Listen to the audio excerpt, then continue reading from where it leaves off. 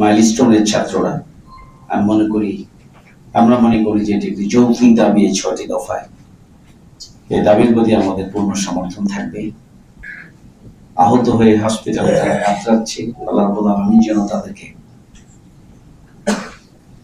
ধৈর্য ধারণের তৌফিক দান করেন, কষ্ট যেন লাঘব করে দেন, সেই দোয়া আমরা করি। ইতিমধ্যে আপনারা দেখেছেন যে আজকে সকালে ছাত্ররা ৬ দফা দাবি নিয়ে আন্দোলনে নেমেছে। মাইলস্টোনের ছাত্ররা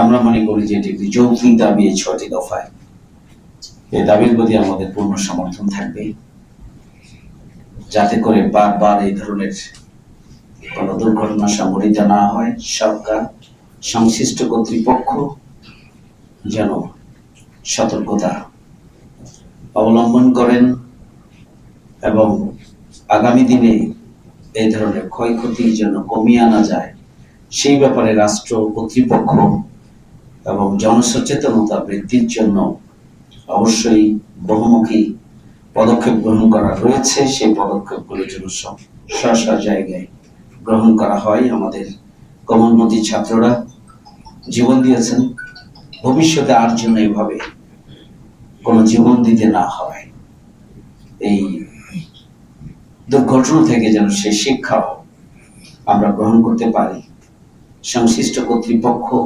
সরকার যেন গ্রহণ করতে পারে। সেই জন্য আমি সরকারের প্রতি, সংশ্লিষ্ট কর্তৃপক্ষের প্রতি আমি দৃষ্টি আকর্ষণ করছি এবং শিক্ষার্থীদের ৬ দফা দাবি